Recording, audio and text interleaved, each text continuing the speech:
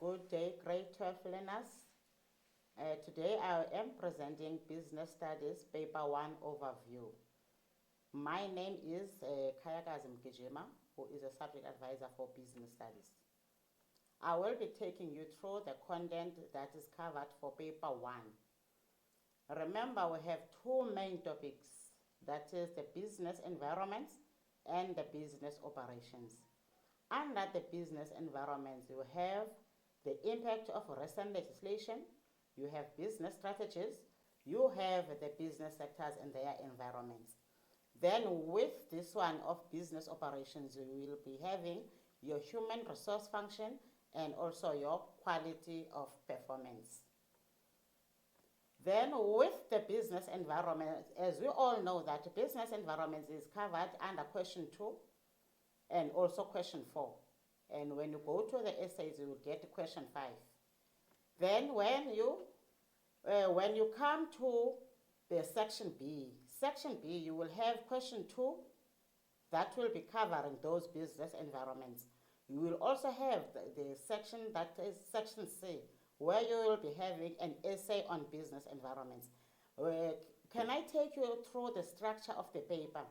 You have section A, where in section A you are having multiple choice question, you are having a choose type, you are having a match type question. If you can remember, learners, when you answer question 1, you will be having question 1.1, which will be 10 marks. You will be having question 1.2, a choose type will be 10 marks, and you will be having question 1.3, which will be 10 marks. That makes us to have 30 marks in section A. Then for the multiple choice, you must think before you select the correct option.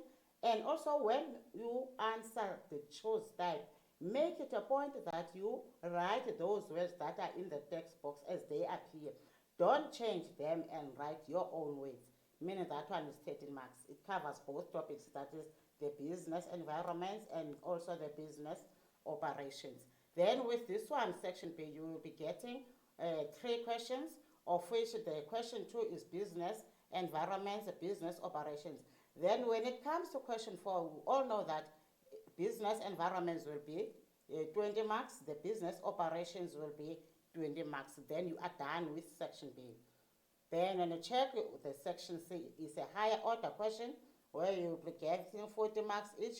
You will be choosing one question to answer in that one. So you all have your 3 sections. They will add up to 150, which is the total mark for your question paper. That is for paper 1.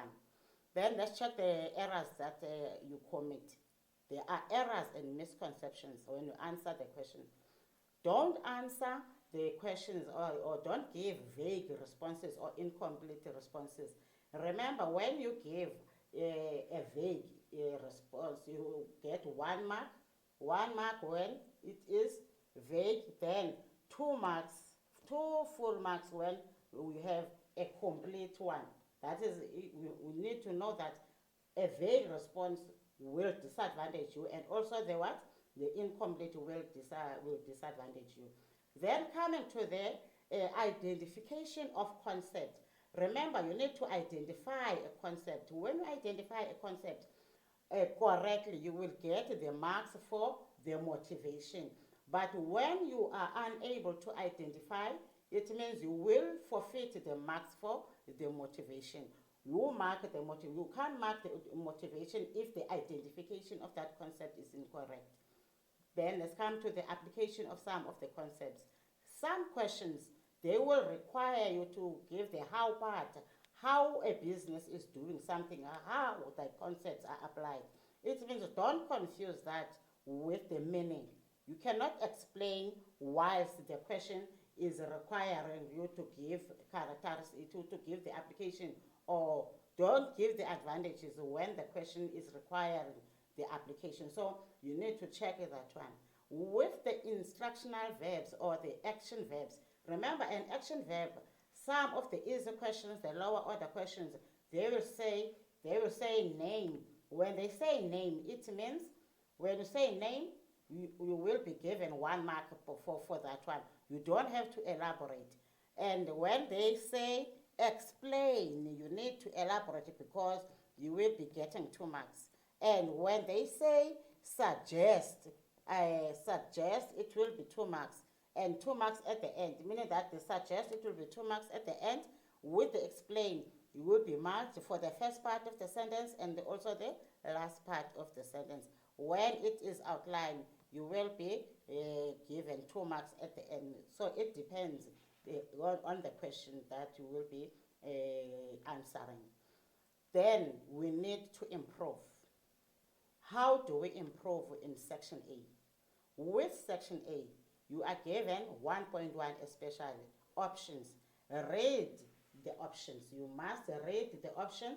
When you read the options, you will find out the answers are closely related. So you must read carefully before you choose. You will have time to do this, especially that your question paper has allocated time for each question, because there is only one answer that is correct. One answer is correct, others are just distractors. They are not correct. It means you must go over and over again and read through. You must read the statements carefully and identify a word or something that makes the statement to be incorrect, especially in 1.1. When it comes to the text box, I've already mentioned this one. You must write the words as they appear. Don't try to change the words. Write them as they appear in the text box, because you will be given sentences. Those sentences are incomplete. For them to be complete, you must choose one word or two that are in the text box. Then another suggestion for improvement in section B. Remember I said you must write in full sentences to earn the full marks. Then identify the concepts or sentences from given scenarios. In the scenario, remember I spoke about the distractor. I said with 1.1, some of the sentences of the concepts are distractors, and even in 1.3 and also in 1.2. Then when it comes to the scenario type questions, you also have distractors. You may be required to answer a question that requires you to identify concepts, and in that scenario, there are concepts that are incorrect. So you need to read more than once when you answer the scenario type questions.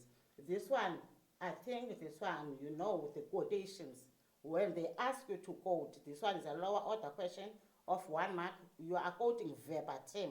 Don't change. That's right.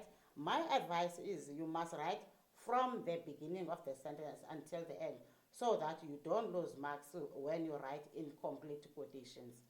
And also, in some questions, the facts are given in the scenario. These facts in the scenario, sometimes they are required to be given. We can give them in the follow-on question, but don't do that. If a fact appears in the scenario, you should not repeat if it is answered. You can't be awarded a mark and for that one, because it is a repetition. Then for section C, which is a higher order questioning, remember, learners, you have the introduction. With the introduction, remember, you must have how many? You must have 2 sentences. It is 1 mark that will give you 2 marks. So you must have this word. You must write, don't forget to write the word introduction. When you prepare, write the word introduction, because you will be earning 1 mark if you write the word. But you will not get this 1 mark if you just write introduction and you don't write any fact. If there is nothing underneath introduction, you will not get any facts, any marks. So you need to write something under introduction. And when you write something under introduction, it means you must link it to the 4 bullets that are asked in an essay. Then, as I said, it's 2 sentences, and they should be linked to the 4 bullets that are asked in a question. When it comes to the conclusion, it is the same. But with the conclusion, the sentences, we have only 1 sentence. You have 1 sentence there. It is 2 marks. You can't get 1 mark with that one. It will be only 2 marks or 0. So it means you need to be careful when you conclude. And conclusion must speak to what you were writing in your essay. As far as I'm concerned, you do understand that you will get L for introduction and get an L for the conclusion. Then when you do the layout, it means if you are given the bullets, when you are given the bullets, you will be given bullet number 1 and you will be given bullet number 2. Then when you are given those bullets, it means you must show the bullets. Bullet number 1 and bullet number 2, bullet number 1, bullet number 2, bullet number 3, bullet number 4.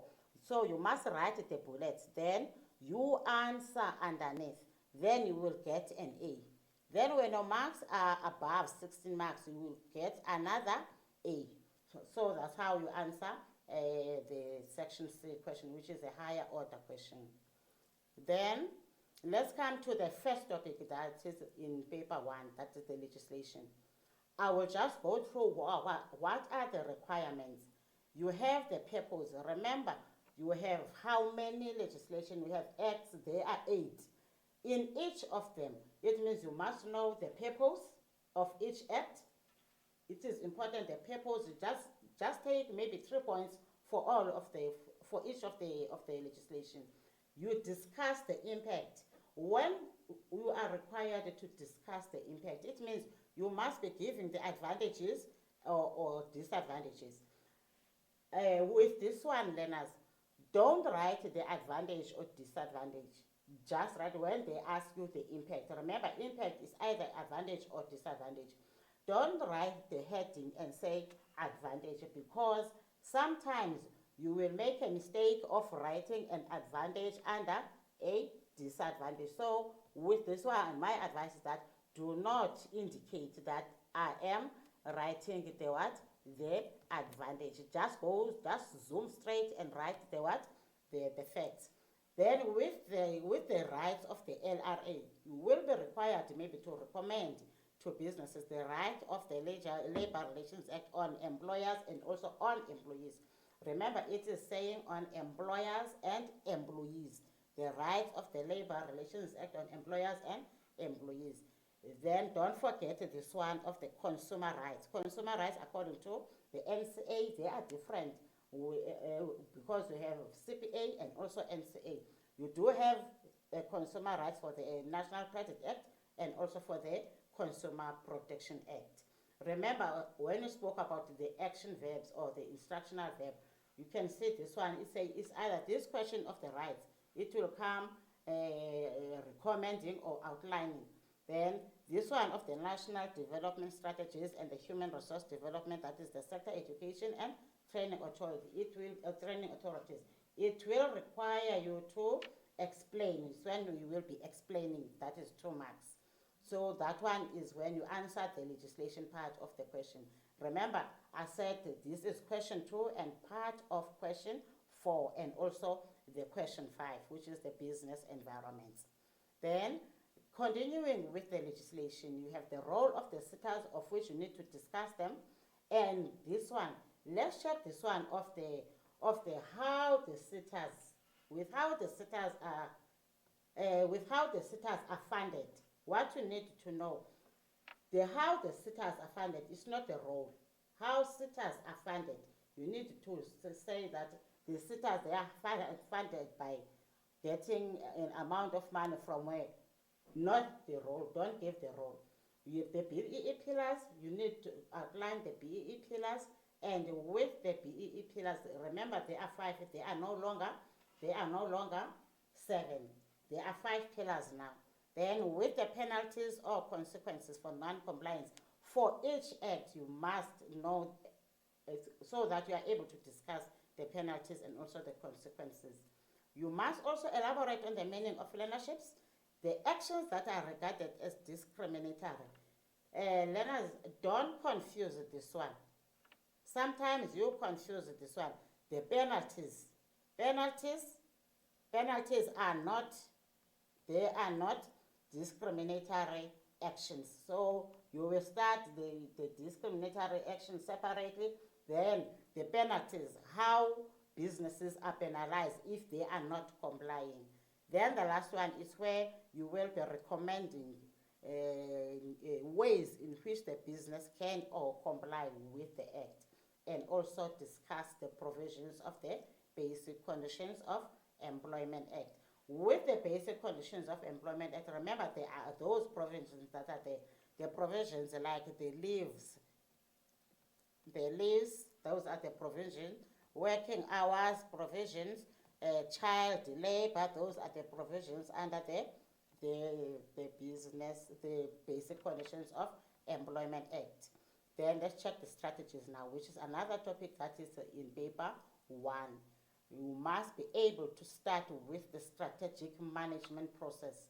With the strategic management process, it is very important to know it because most of the information is embedded on those facts that are in the extra strategic management process. For instance, we will be outlining the strategic management process. Then immediately after that, we need to go to the industrial analysis tools. But before you go to the industrial analysis tools, you can start with the strategy evaluation. After this one, you can start with the strategy evaluation. After the strategic management, you can jump straight to the strategy evaluation so that your content, it flows easily. Then with the industrial analysis tools, we have 3. We have the SWOT analysis, the Porter's 5 forces, and also the PESTLE analysis. So with the SWOT analysis, you know that it is an analysis tool that is used when you want to check challenges in the microenvironment. It means it's an internal analysis. When you use the Porter's 5, it means we are checking the business position in the market environment. With the PESTLE analysis, remember with the PESTLE analysis, we are checking something on the macro environment. Then you must be able to explain those PESTLE factors that cause challenges in businesses and also recommend ways in which businesses can deal with the challenges of the PESTLE factors. Otherwise, there are so many different types of strategies that you need to explain and also recommend advice steps in strategy evaluation. Otherwise, learners, there are other topics that are there. For this part is business strategies, legislation, and also the overview of the structure of the paper. I will see you in the next lesson where I will be continuing with that topic.